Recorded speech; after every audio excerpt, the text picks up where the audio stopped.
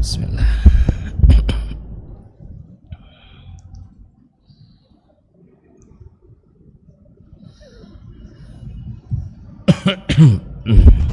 Bismillah.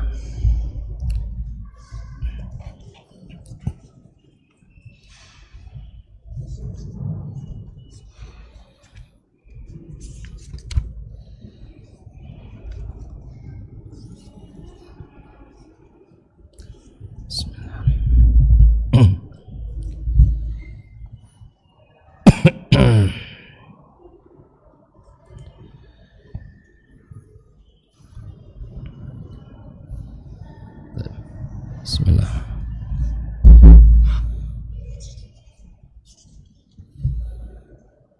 Bismillah. Bismillah. Assalamualaikum warahmatullahi wabarakatuh. Innal hamdalillah nahmaduhu wa nasta'inuhu wa nastaghfiruhu wa nastahdihi wa na'udzu billahi min shururi anfusina wa sayyiati a'malina may yahdihillahu fala mudilla lahu wa may yudlilhu fala hadiya lahu ashhadu an la ilaha illallah wahdahu la syarika lahu syahadatan najati indallahi yaumal qiyamah wa ashhadu anna muhammadan abduhu wa rasuluh sallallahu alaihi wa ala alihi wa ashabihi wa man istanna bisunnatihi ila yaumiddin. Ya ayyuhalladzina amanu ittaqullaha haqqa tuqatih wa la tamutunna illa wa antum muslimun. Allahumma ati nufusana taqwaha wa zakkiha anta khairu man zakkaha anta waliyuha wa maulaha innaka ala kulli syai'in qadir. Amma ba'd, fa in asdaqal hadithi kitabullah wa khairal huda huda Muhammadin sallallahu alaihi wasallam wa syarrul umuri muhdatsatuha wa kullu muhdatsatin bid'ah wa kullu bid'atin dhalalah wa kullu dhalalatin finnar. Ma'asyiral ikhwah fid din rahimakumullah. Alhamdulillah, kita bersyukur kepada Allah pada pagi yang indah ini kita bisa duduk di majlis yang mulia, di tempat yang paling mulia di muka bumi ini, rumah Allah Subhanahu wa ta'ala. Mudah-mudahan duduknya kita di majlis ini membawa keberkahan dan mendatangkan ketenangan serta mengundang rahmat dan ampunan Allah Subhanahu wa ta'ala. Apalagi ketika disebutkan oleh Allah Subhanahu wa ta'ala di dalam sebuah firman-Nya, yauma tabyaddu wujuh wa taswaddu wujuh, pada hari di mana di hari kiamat kelak ada orang-orang yang datang dengan wajah yang ceria, dengan wajah yang berseri-seri, dan ada pula orang yang datang dengan wajah yang hitam yang tidak ada harapan kebaikan padanya. Ibnu Abbas radhiyallahu taala anhu menyebutkan, adapun orang-orang yang datang di hari kiamat dengan wajah yang berseri-seri, hum ahlus sunnati wal jamaah. Mereka adalah ahlus sunnah wal jamaah yang mereka berada di atas agama ini berdasarkan panduan dari Nabi kita alaihi salatu wassalam, beragama berdasarkan panduan yang telah diajarkan olehnya dan diikuti pula oleh para sahabat-sahabatnya. Adapun orang-orang yang datang di hari kiamat dengan wajah yang hitam tanpa ada sedikit pun cahaya, hum ahlul bid'ati wal furqah. Mereka adalah para pelaku bid'ah dan orang-orang yang selalu berpecah belah di dalam agama ini. Semoga dengan majelis ini kita semakin memperbaiki diri kita dan semakin sadar akan tujuan kehidupan kita, dan kita semakin bersemangat untuk berada di atas jalan yang benar, jalannya Nabi kita alaihi salatu wassalam. Ketika Ibnu Mas'ud ditanya, apa jalan Nabi itu? Apa jalan yang lurus itu? Qala huwa alladhi tarakana alaihi Rasulullah sallallahu alaihi wasallam. Jalan yang lurus itu adalah jalan yang mana ditinggalkan kita oleh Nabi kita alaihi salatu wassalam, yang mana yang ditinggalkan adalah seperti mana yang dijelaskan olehnya, taraktukum alal mahajjatil bayda, aku tinggalkan kalian di atas agama yang suci, yang bersih, terang. Bahkan Nabi menyebutkan lailuha kanahariha, terangnya agama ini seperti lailuha kanahariha, malamnya seperti siang, tidak ada yang tersembunyi, tidak ada yang abu-abu, terangnya malamnya siang yang menyinari, yang disinari oleh matahari. Sehingga Nabi mengatakan la yazi'u anha illa halik, tidak ada satupun yang menyimpang dari agama ini kecuali dia akan binasa dan akan hina di sisi Allah Subhanahu wa taala. Oleh karenanya kita perlu belajar, kita perlu tafaqquh di dalam agama kita. Cukuplah satu kebahagiaan bagi orang yang ingin mempelajari agama ini adalah salah satu tanda di antara tanda di mana Allah mencintai dia. Nabi kita alaihi salatu wassalam mengatakan, "May yuridillahu bi khairan yufaqihu fid din." Barang siapa yang menginginkan pemahaman, barang siapa yang Allah berikan kepadanya al-faham, kepahaman, kefaqihan dalam agama ini, maka itu tanda Allah Subhanahu wa taala mencintai dia. Hani'an lakum, maka berbahagialah kita semua yang memiliki semangat mempelajari Islam dengan benar dan meningkatkan kecintaannya kepada Allah dan Rasulnya dan belajar agama sesuai dengan panduannya, karena itu adalah salah satu tanda Allah mencintai hamba itu. Mudah-mudahan usaha kita dan langkah kita ini diberkahi oleh Allah Subhanahu wa taala. Salat dan salam untuk Nabi kita yang mulia alaihi salatu wassalam. Semoga salat ini juga tersambung kepada keluarga beliau, para sahabat yang telah berjuang bersamanya, dan kepada siapapun yang setia di atas jalan agamanya sampai hari kiamat kelak. Ma'asyiral ikhwah fi din rahimakumullah. Pagi ini kita akan mengawali pertemuan kita yang mana kita akan membahas tentang perjalanan kehidupan kita menuju akhirat. Karena sesungguhnya kehidupan kita singkat. Kehidupan di dunia terbatas dengan waktu. Sebagaimana Nabi kita alaihi salatu wassalam mengatakan, a'maru ummati ma baina 60 ila 70. Umur umat Muhammad itu digambarkan oleh Nabi adalah antara usia 60 sampai 70 tahun. Dan hanya sedikit dari orang-orang yang melewati usia itu. Nabi kita Muhammad sallallahu alaihi wasallam wafat pada usia berapa? 63 tahun. Dan dia sendiri masuk dalam hitungan usia itu. Abu Bakar As-Siddiq radhiyallahu taala anhu juga demikian.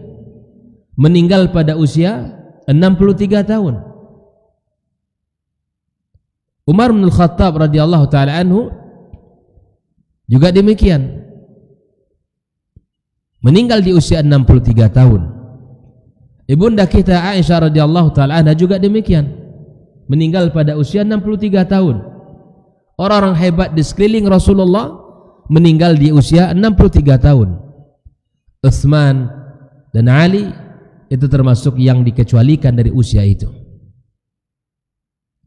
Nah, kita yang sudah berada di atas usia 40 tahun menuju 50 tahun atau menuju 60 tahun atau 70 tahun, sudah saatnya kita untuk menyadari tentang akan berakhirnya kehidupan, akan berpindahnya kita kepada alam akhirat. alam yang lebih panjang, alam yang lebih dahsyat, alam yang sangat banyak ujian dan cobaannya, lebih daripada ujian di kehidupan dunia ini. Ketika seorang mukmin meninggal dunia, maka kemudian telah diberikan kabar gembira kepadanya. Diberikan kabar gembira bahwa Allah Subhanahu wa taala telah menyediakan tempat yang mulia baginya. Makanya di antara sunnah bagi orang yang telah meninggal dunia, disegerakan untuk dimandikan, dikafani dan disolatkan sehingga dikuburkan. Karena orang mukmin disebutkan oleh Nabi kita alaihi salatu wassalam, dia di saat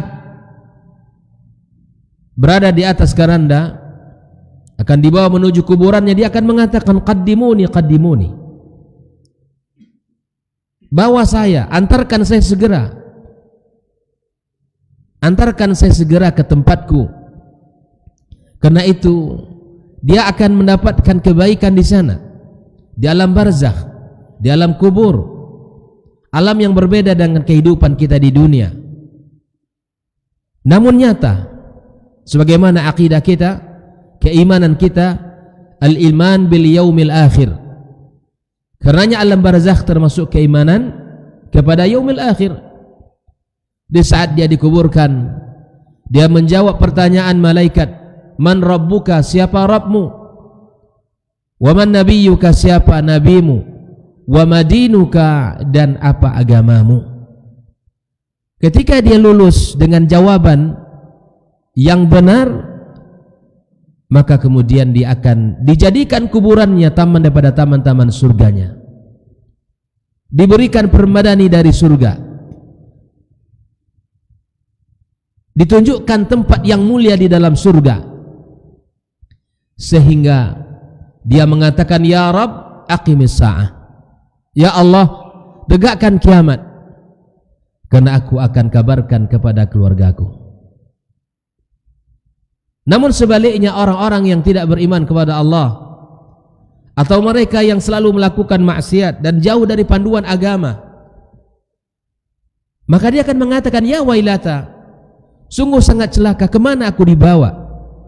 Kegelapan, menakutkan, sehingga di saat diletakkan di alam barzakh, dia tidak mampu menjawab pertanyaan yang tiga tadi, maka dia dijadikan kuburannya menghimpit sampai mematahkan tulang belulangnya, dan dijadikan kuburannya lubang daripada lubang-lubang neraka Allah wa iyadzubillah, dan ditunjukkan tempatnya di hari kiamat. Perjalanan kita menuju akhirat sangat cepat. Apabila seorang sudah menuju alam barzakh dan sudah berada di sana, maka sungguh perjalanan dia akan menuju akhirat lebih panjang daripada perjalanan dia di dunia ini.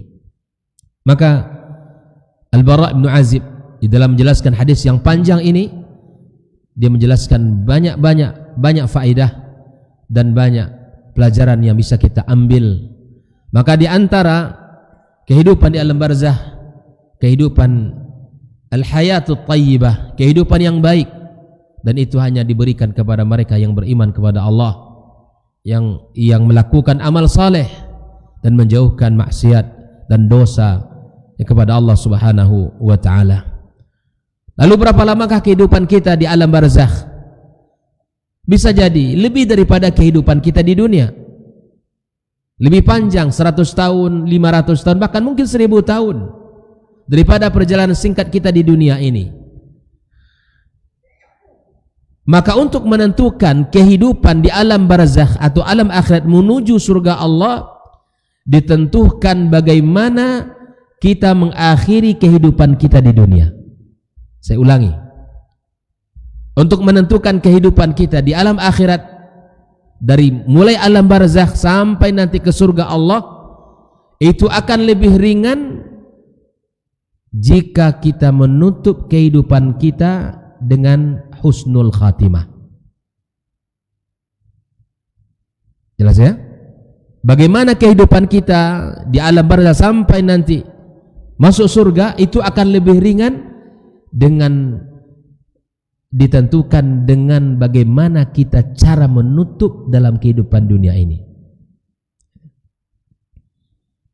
Dan kemudian bagaimana kehidupan orang di akhirat mulai dari alam barzah, hari berbangkit, al-mahsyar, al-hisab, al-mizan, al-syafa', as-sirat, dan sampai ke surga, itu akan sangat ditentukan bagaimana awal daripada perjalanannya.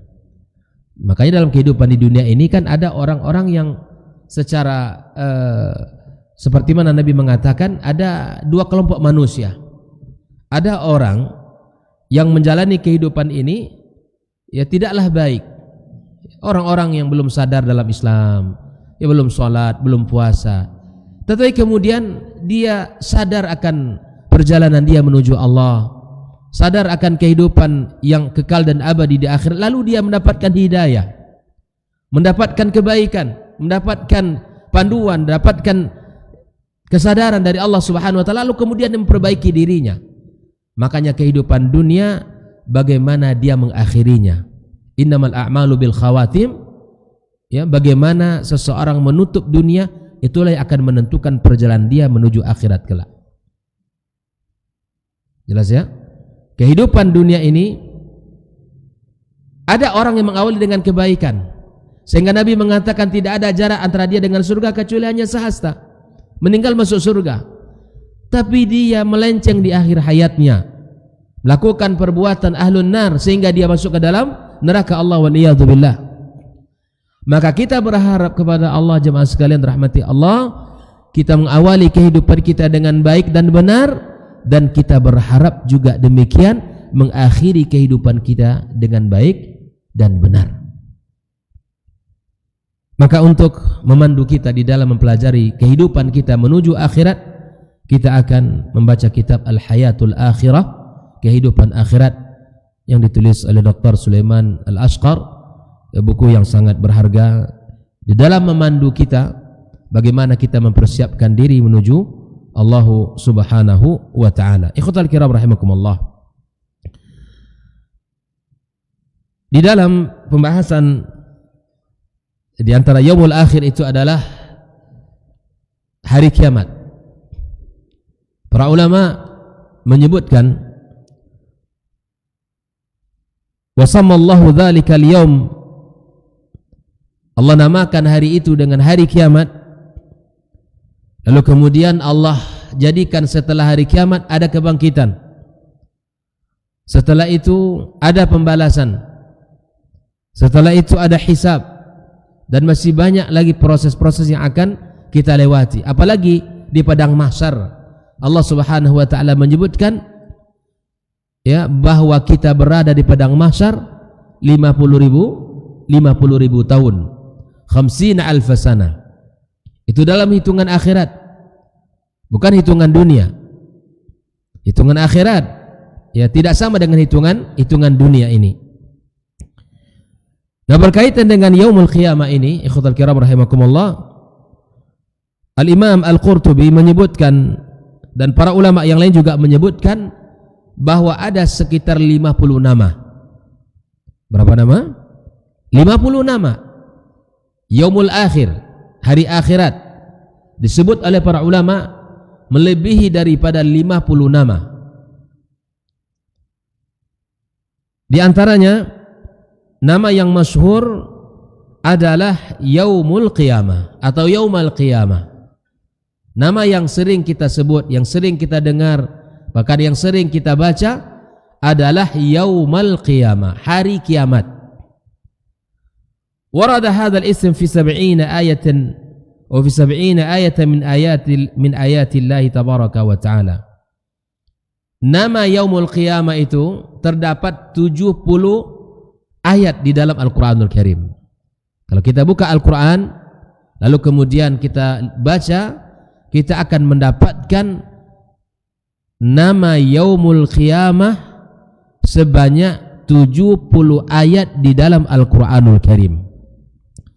Kita akan sebutkan beberapa ayat di dalam pendalilan nama daripada nama Yaumul Qiyamah ini. Allah Subhanahu wa taala menyebutkan dalam surat An-Nisa ayat 87, Allahu la ilaha illa huwa la yajma'annakum ila yaumil qiyamati la raiba fih. Allah la ilaha illahu, tiada ilah yang berhak disembah kecuali Dia. La yajma'annakum ila yaumil qiyamah. Allah akan kumpulkan kalian semuanya pada hari kiamat. La raiba fihi, tidak ada keraguan di dalamnya. Jelas? An-Nisa ayat 87. Allah juga menyebutkan di dalam surat Al-Isra ayat 97. Wa nahsyuruhum yaumal qiyamati, dan kami kumpulkan mereka pada hari kiamat. Siapa mereka ini? Manusia. Kita semua Allah kumpulkan, mulai dari Nabi Adam alaihissalam sampai manusia paling terakhir. Allah kumpulkan di hari kiamat ala wujuhihim umyan wa buqman wa summa.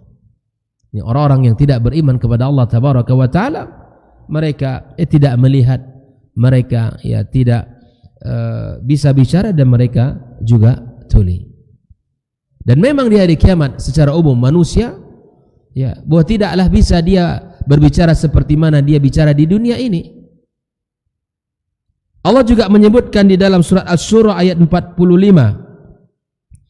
Innal khasirina alladzina khasiru anfusahum wa ahlihim yaumal qiyamah. Siapa sesungguhnya orang-orang yang merugi itu, ikhwatal kiram? Adalah orang-orang yang merugi. Khasiru anfusahum wa ahlihim. Yang merugi itu adalah orang yang merugi diri mereka dan keluarga mereka di hari kiamat, yaumal qiyamah. Maka jangan sampai kita termasuk orang-orang yang merugi dan tidak menggunakan usia umur kita di sisi Allah untuk melakukan ketaatan ibadah kepada Allah tabaraka wa taala. Maka inilah nama yang pertama. Al-qiyamatu fil lughati masdar qama yaqumu, artinya berdiri. Qama asal katanya qama yaqumu, apa artinya berdiri. Kiamat artinya dibangkitkan. Wa summiyat bidzalika lima yaqumu fiha minal umuril idham allati bayyanatha an-nusus, bahwa di hari itu akan terjadi perkara-perkara agung, perkara-perkara besar yang berdasarkan dalil-dalil Al-Quran dan Sunnah Nabi Sallallahu Alaihi Wasallam. Makanya ikhwatal kiram, di antara kaidah yang mesti kita pahami, bicara tentang yaumil akhir tidak boleh berbicara kecuali dengan dalil. Yaumul akhir itu sesuatu yang tidak mampu oleh akal kita memahaminya. Makanya banyak orang yang ngawur, sering memprediksi terjadinya kiamat. Tidak ada orang bisa memprediksi. Nabi Muhammad pun tidak tahu kapan terjadi hari kiamat. Kekasih Allah, manusia paling terbaik, yang paling bertakwa dan paling takut kepada Allah, dia tidak tahu kapan hari kiamat. Cuman memang diberikan gambaran bahwa kiamat terjadi hari apa? Hari Jumat. Itu warid dari Nabi SAW. Tapi Jumat keberapa tidak ada. Makanya sering orang memprediksi kiamat kapan katanya terjadi. Ada orang mengatakan kemarin, kapan bang? 2000 berapa katanya? 2020 ya, sudah lewat, alhamdulillah. Tidak bakalan bisa siapapun. Karenanya kalau bicara hari kiamat tidak boleh bicara kecuali dengan apa tadi? Dengan dalil.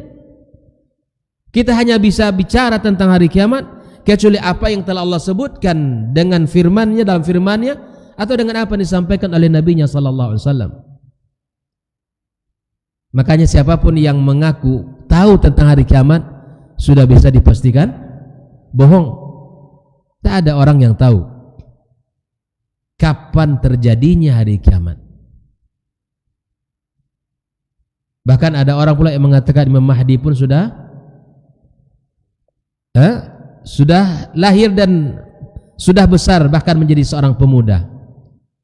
Ini terkadang subhanallah bicara agama tidak diikutkan dengan dalil. Dan kita sebagai masyarakat umum mudah untuk percaya kepada apa yang dikatakan oleh orang yang juga terkadang kita tidak bertanya kepada yang memiliki keilmuan yang berdasarkan kepada dalil yang disebutkan oleh Al-Quran dan Sunnah Nabi SAW.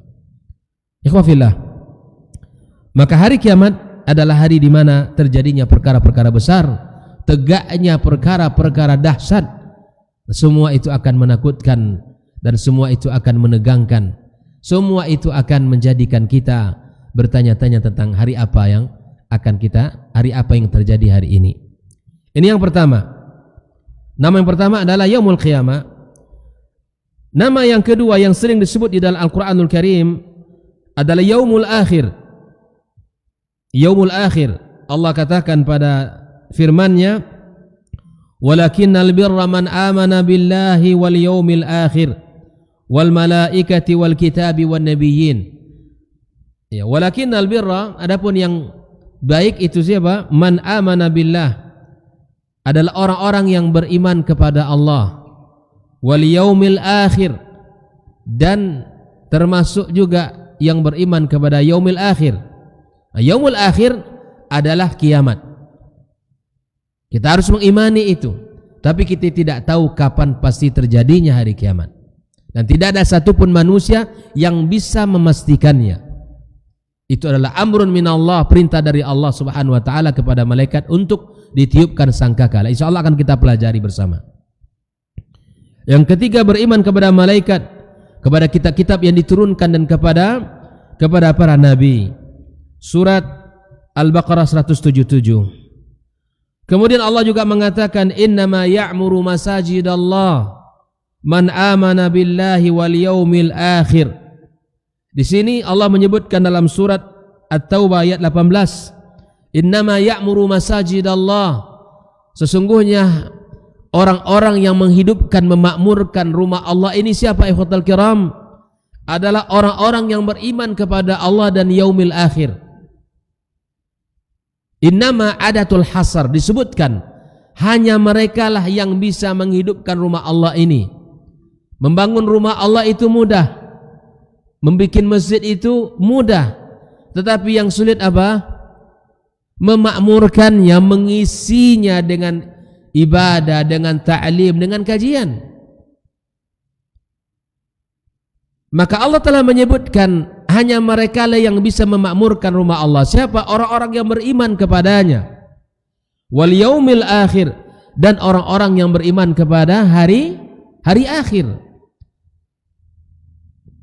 Kemudian Allah juga mengatakan, "Dzalika yu'adzu bihi man kana minkum yu'minu billahi wal yaumil akhir." Surah Al-Baqarah 232. Inilah 3 dalil yang disebutkan oleh para ulama. Dan yaumul akhir atau yaumul qiyamah disebut juga dengan ad-darul akhirah. Ad-darul akhirah artinya adalah rumah akhirat kita. Ad-dar artinya rumah, al-akhirah akhirat, ya, kehidupan akhirat kita. Allah katakan dalam firman-Nya, "Walaqad istafainahu fid dunya wa innahu fil akhirati laminas salihin." Al-Baqarah 130. "Falyuqatil fi sabilillahi alladhina yashruna al-hayata ad-dunya bil akhirah." Maka perangilah mereka di jalan Allah, orang-orang yang menjual kehidupan dunia dengan akhiratnya. An-Nisa 74. "Tilka ad-darul akhiratu naj'aluha lilladhina la yuriduna 'uluwan fil ardi wala fasada." Allah katakan dalam surat Al-Qasas ayat 83 ini, ternyata kehidupan akhirat itu adalah Allah sediakan bagi mereka yang tidak menginginkan kesombongan dan kerusakan di dunia ini. Akhirat itu Allah berikan kepada mereka yang tunduk dan patuh di dunia ini. Dalam surat Al-Ankabut ayat 64 Allah katakan, "Wa innad darul akhirah lahiyal hayawan law kanu ya'lamun." Kehidupan akhirat adalah kehidupan yang sesungguhnya, andaikan mereka mengetahui.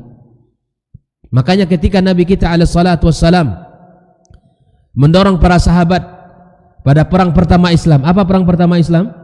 Perang apa? Perang Badar. Lalu kemudian datang perang Uhud, kemudian setelahnya ya datang perang-perang yang menyebutkan umat Islam, di antaranya adalah perang Khandaq. Kita tahu perang Khandaq ya, perang yang sangat sulit karena bersekutu antara orang kufar Quraisy dengan orang-orang Yahudi di Madinah. Menyerang umat Islam di masa itu sangat sulit. Musim dingin, bulan Ramadan, paceklik, makanan susah, sehingga para sahabat menggali parit yang panjangnya luar biasa. Makanan tidak ada sehingga mereka mengganjal perut mereka dengan batu. Bahkan Nabi kita alaihissalatu wassalam pun melakukan hal yang sama dengan para sahabat. Di saat para sahabat melakukan itu, Nabi kita mengatakan, Allahumma la aisha illa aisul akhirah. Bahwa tidak ada kehidupan yang sesungguhnya kecuali kehidupan akhirat. Sudahlah, enggak apa-apa, kehidupan kita di dunia ini singkat. Kesulitan yang kita hadapi sudah kita hadapi bersama. Berjuang mempertahankan akidah kita, Islam yang kita yakini sebagai jalan keselamatan, kita perjuangkan.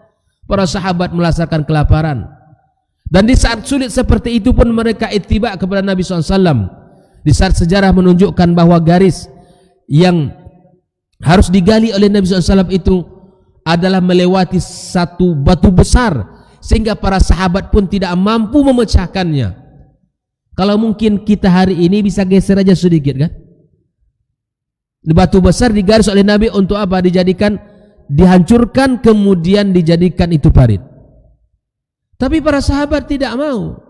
Para sahabat sabar mengikuti arahan Nabi SAW, sehingga para sahabat pun menyerah, lalu Nabi memecahkan. Disitulah dipecahkan oleh Rasulullah SAW, dan disitu nampak betapa kabar gembira yang akan Allah berikan kepada umat ini. Semua ditaklukkan oleh umat Islam pada masanya. Di perang itu Nabi mengatakan, Allahumma la aisha illa aisul akhirah. Ya Allah, tidak ada kehidupan kecuali kehidupan akhirat. Bayangkan. Makanya Allah katakan, wa inna darul akhirah lahiyal hayawan law kanu ya'lamun. Sesungguhnya kehidupan yang hakiki itu adalah kehidupan akhirat, andaikan mereka tahu. Kehidupan dunia ini singkat, fana, berakhir.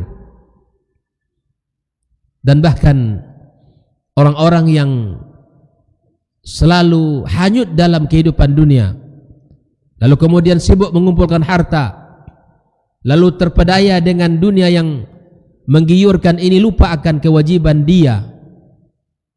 Apa kata mereka nanti di hari kiamat? Di saat dia sudah datang, dia datang kepada Allah, bahwa harta-harta yang telah ia kumpulkan tidak berguna sedikit pun baginya.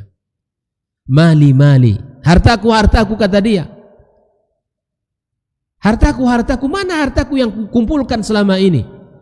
Kekayaan yang aku miliki selama ini mana? Mali. Dia diungkapkan seperti itu oleh Nabi SAW. Kata Nabi, laisa min malika, tidaklah harta yang kamu kumpulkan illa salas. Yang kamu makan menjadi kotoran, yang kamu pakai menjadi lusuh, yang kamu infakkan itulah hartamu sesungguhnya. Hari itu penyesalan yang dahsyat. Dan hari kiamat, ikhwatal kiram, ada yaumul kiamah, ada yaumul akhir, ada darul akhirah. Kenapa disebut hari kiamat atau yaumul akhir? Karena tidak ada hari setelahnya. Itulah hari dan kekal abadi. Ya? Dari namanya saja kita sudah tahu. Yaumul kiamat, kenapa disebut yaumul kiamat? Karena akan terjadi berdiri perkara-perkara besar di hari itu. Yaumul akhir itulah hari kehidupan yang terakhir, tidak ada kehidupan setelahnya dan tidak ada kesudahan setelah kehidupan itu. Baik, yang berapa lagi? Yang keempat ya? Atau yang ketiga? Ad-darul akhirah dengan yaumul akhir itu disamakan dalam satu ayat. Baik, nama yang ketiga as-sa'ah. Saya ulangi, yang pertama tadi yaumul qiyamah, yang kedua yaumul akhirah, disebut juga dengan ad-darul akhirah. Yang ketiga as-sa'ah. As-sa'ah. Wa inna sa'ata la'atiyatun fasfah as-safhal jamil. Kata Allah, sesungguhnya hari kiamat itu pasti datang, maka berikanlah maaf. Kalau kita tahu kehidupan kita ini akan berakhir singkat, maka jangan kotori dengan permusuhan di dunia ini. Berikan maaf. Jangan kita rusak perjalanan yang singkat ini dengan memiliki rasa dendam kepada orang, yang memiliki amarah yang besar, tidak boleh memaafkan orang, tidak bisa memberikan maaf kepada siapapun. Jangan. Kehidupan singkat jangan dikotori dengan dendam yang membara, ya, kebencian yang tidak berujung kepada saudara-saudaranya. Bukankah kita mendapatkan sebuah kisah yang indah? Di zaman Nabi kita alaihi salatu wassalam, terdapat seorang sahabat, di saat dia masuk dalam majlis Nabi, Nabi mengatakan, dakhala alaikum rajulun min ahlil jannah. Masuk kepada kalian seorang laki-laki penduduk surga. 3 hari sahabat ini masuk, Nabi mengatakan, mana sahabat biasa, sederhana, menenteng sendal, duduk dalam majlis Nabi sallallahu alaihi wasallam. Di situ ada kibar sahabat, Abu Bakar, Umar, Ali, Utsman, seterusnya, orang-orang yang hebat di zaman Nabi. Sehingga ada sahabat yang merasa bahwa kenapa sahabat ini disebut oleh Nabi, dakhala alaikum rajulun min ahlil jannah. Nabi sebutkan dia laki-laki penghuni surga. Maka ada salah seorang sahabat, tidak salah Abdullah bin Umar, yang datang kepadanya mengatakan untuk bisa bersamanya 3 hari 3 malam, menjadi tamu dia, dengan tujuan untuk melihat apakah yang dilakukan oleh sahabat ini. Malam lewat, tidak ada yang istimewa di hari itu, yang dilakukan oleh sahabat itu. Malam tiba, selesai salat isya, tidur sampai pagi, bangun salat subuh, sudah. Tidak ada keistimewaan yang dipandang secara zahir. Ya, tidak pula bangun di sepertiga malam atau bangun di tengah malam mungkin membantu fuqara dan masakin, ya, dengan kehidupan mereka. Tidak. Sama-sama tidur, sama-sama bangun. Tidak ada keistimewaan secara zahir. 3 hari lewat, sahabat ini bertanya, sesungguhnya aku ingin tahu rahasia yang ada pada dirimu, sehingga Nabi menyebutkan apa yang kamu lakukan, sehingga Nabi mengatakan, sampai Nabi mengatakan, engkau adalah seorang penghuni surga. Kata dia, tidak ada yang saya lakukan seperti yang kamu lihat selama 3 hari 3 malam. Sehingga sahabat ini sudah berangkat untuk meninggalkan dia, dia panggil, barangkali hal ini yang terus saya lakukan dalam kehidupan saya. Sebelum saya tidur, saya selalu meminta kepada Allah Subhanahu wa taala, minta ampun atas segala kesalahan saya yang saya lakukan kepada orang, dan saya memberikan maaf kepada orang yang telah menzalimi saya. Memberikan maaf berat apa ringan? Bu, berat apa ringan memberikan maaf? Ringan? Benar. Memberikan maaf bukan perkara ringan. Sehingga Allah sebutkan fasfah as-safhal jamil. Berikan maaf, berikanlah ya, pemaafan yang indah. Sehingganya laki-laki yang terbiasa memberikan maaf itu dikunci, disebutkan oleh Nabi SAW sebagai penghuni surga. Cobalah kita disakiti orang, bisakah kita memaafkan dia? Bukan perkara yang ringan.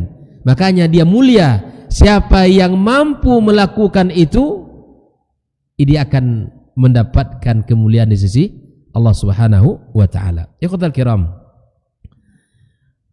dalil yang berikutnya tentang as-sa'ah, nama hari kiamat, firman Allah dalam surah Al-Hajj ayat 1, ya ayyuhan nasu taqu rabbakum, wahai manusia bertakwalah kalian kepada Rabb kalian, inna zalzalatas sa'ati syai'un azim, sesungguhnya goncangan hari kiamat adalah perkara yang besar.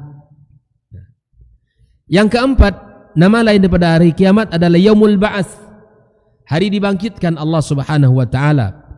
Firman Allah di dalam surat Al-Hajj ayat 5, ya ayyuhan nas, wahai manusia, in kuntum fi raibin minal ba'thi, jika kalian ragu dengan hari berbangkit, hari kiamat, fa inna khalaqnakum min turab, maka sungguh kami bangkitkan kalian, kami ciptakan kalian dari tanah. Makanya Bapak Ibu sekalian rahmati Allah, 3 hal yang menjadikan orang-orang Quraisy membenci Rasulullah. Yang pertama, dakwatut tauhid. Rasulullah mengajak kepada pengesaan, penghambaan hanya kepada Allah. Mereka mengatakan, ya Muhammad, bagaimana mungkin ada satu Tuhan yang mengatur alam ini, sedangkan banyak Tuhan saja masih tidak teratur, kata mereka. Ajakan Rasulullah kepada penghambaan Allah yang esa itu sangat membuat mereka membenci Nabi Muhammad sallallahu alaihi wasallam. Itu yang pertama. Yang kedua, yang membuat mereka benci kepada Muhammad, bahkan mengusir Muhammad sallallahu alaihi wasallam, adalah dakwatul Rasul, bahwa dia sebagai seorang Rasul. Tidak diterima sama mereka, Pak. Apakah mereka orang-orang yang bodoh? Tidak, orang-orang yang cerdas. Tapi kenapa orang yang cerdas ini tidak menerima kebenaran? Naam, kecerdasan tidak jaminan untuk mendapatkan hidayah. Yang menjamin seseorang mendapatkan hidayah adalah ketundukan kepada Allah dan Rasulnya. Sehingga Nabi mengatakan, mengumpulkan mereka di sebuah tempat. Nabi mengatakan, andaikan saya katakan di balik bukit ini ada musuh yang datang menyerang kita, apakah kalian percaya dengan saya? Apa kata mereka, Pak? Percaya apa tidak? Percaya. Ma jarrabna alaika kadhiba, kami tidak pernah menemukan kamu berbohong satu kali pun.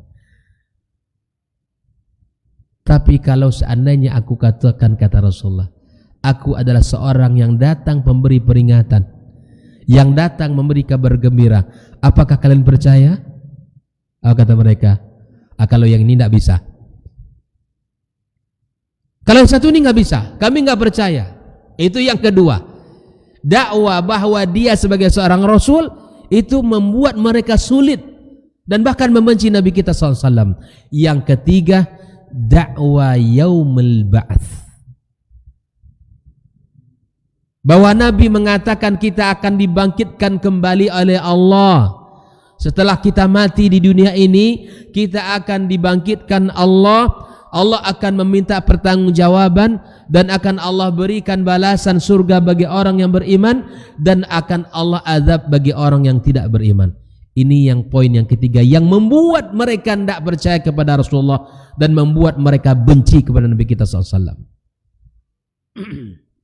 Ada berapa tadi? Ada 3 ya. Bukan nama kiamat. 3 faktor yang membuat orang-orang kafir Quraisy membenci Muhammad SAW. Yang pertama apa tadi? Dakwatut tauhid. Dakwah yang mengajak mengesahkan Allah, menjauhi berhala dan seluruh kesyirikan-kesyirikan. Hari ini pun sama, Pak. Orang yang memberantas kesyirikan dibenci oleh orang. Ketika dakwah mengajak orang untuk mengesahkan Allah, jauh penghambaan terhadap kubur, jauh untuk meminta-minta kepada mereka yang sudah mati, tawassul dengan tawassul yang haram. Ketika diingatkan, tidak boleh kita meminta kepada yang mati, tidak boleh kita meyakini ada barang-barang yang anti keramat, batu keramat, cincin keramat, ya, pohon keramat, kuburan keramat. Dijauhkan itu. Siapapun yang mendakwahkan ini, ya, maka mereka dibenci oleh banyak orang. Siapapun yang mengajak orang untuk menghambakan dirinya kepada Allah semata, itu sangat banyak lawannya. Seperti mana Nabi SAW ya dibenci oleh mereka di zaman itu. Yang kedua apa tadi? Dakwatul Rasul, bahwa dia sebagai seorang Rasul tidak mereka terima. Yang ketiga, yaumul ba'ats, dakwah di mana Nabi mengajak meyakini bahwa kita akan dibangkitkan, sehingga mereka datang, Pak. Muhammad, engkau bilang akan dibangkitkan di hari kiamat. Nih, dibawanya tulang belulang tuh. Tulang belulang hewan-hewan yang sudah mati itu dionggok di depan Nabi Muhammad sallallahu alaihi wasallam. Hidupkan oleh Tuhanmu sekarang. Jadi mereka begitu, Pak, membangkangnya luar biasa. Bawa tulang belulang, hidupkan sama Tuhanmu. Maka Nabi Muhammad SAW mengatakan, dialah Allah yang menciptakan dan dialah Allah yang akan menghidupkannya. Ikhwati rahimakumullah. Yang keempat ya. Yang kelima, nama yaumul qiyamah yaumul khuruj. Apa itu? Yaumul khuruj, hari di mana kita akan keluar ya dari kuburan kita ya di saat sangkakala ditiup kedua kalinya. Allah katakan yauma yakhrujuna minal ajdasi sira'an ka'annahum ila nusubin yufidun. Surat Al-Ma'arij ayat 43. Yauma yasma'una sayhata bil haqqi dzalika yaumul khuruj, ketika mereka mendengarkan suara yang keras dengan benar, dan itulah hari di mana Allah akan keluarkan manusia dari kuburannya. Yang keenam, Al-Qari'ah. Nah, kita sudah tahu ayatnya, mal qari'ah wa ma adraka mal qari'ah.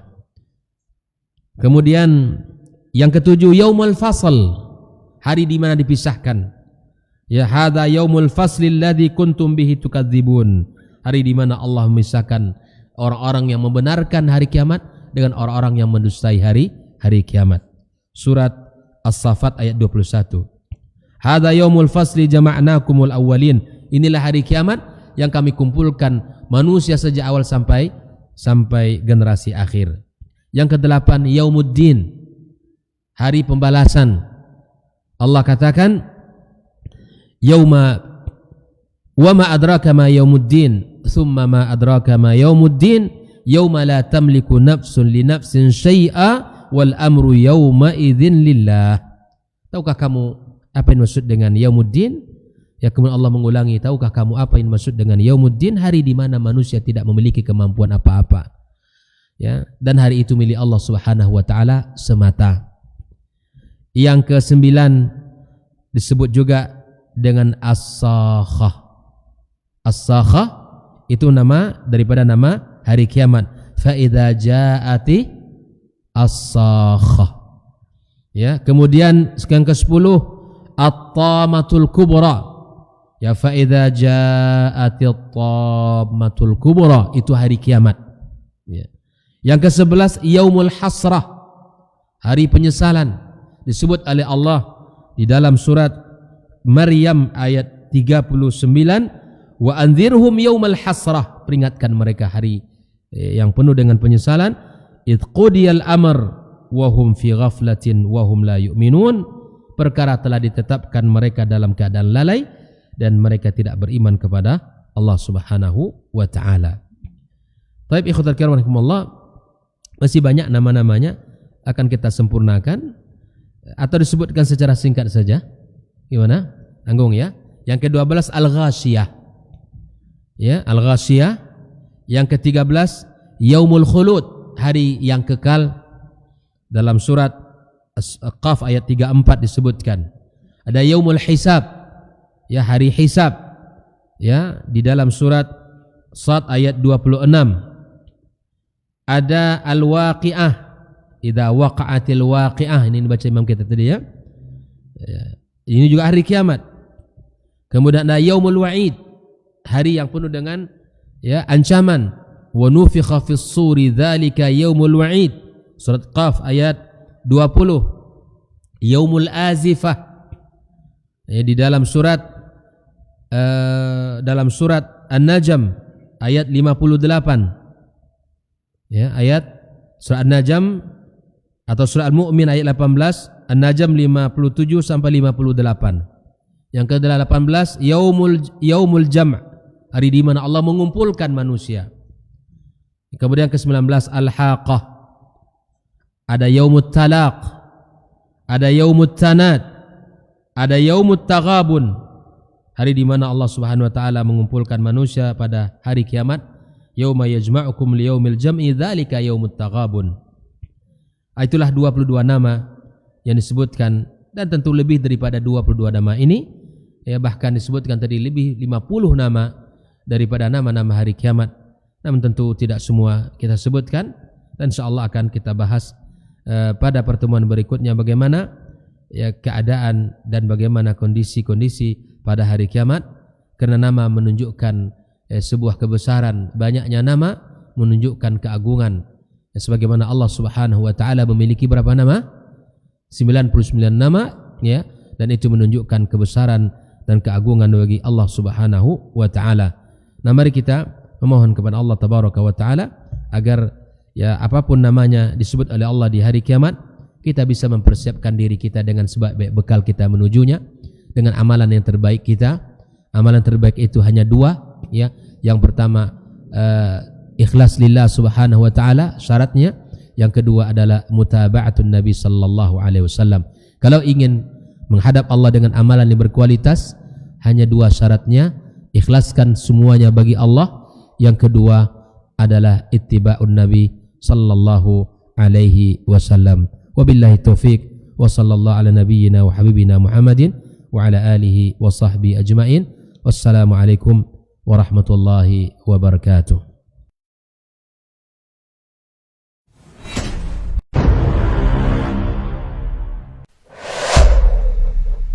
Dunia dan seisinya ini bagi Allah tak sama nilainya dengan sebelah sayap lalat. Barang siapa yang beramal untuk akhiratnya, Allah akan cukupkan baginya urusan dunia. Sayati zamanun 'alan nasi as-sabiru fihim qalqabit al-jamarah. Akan ada satu masa di akhir zaman yang berpegang teguh dengan agamanya seperti orang yang sedang memegang bara api.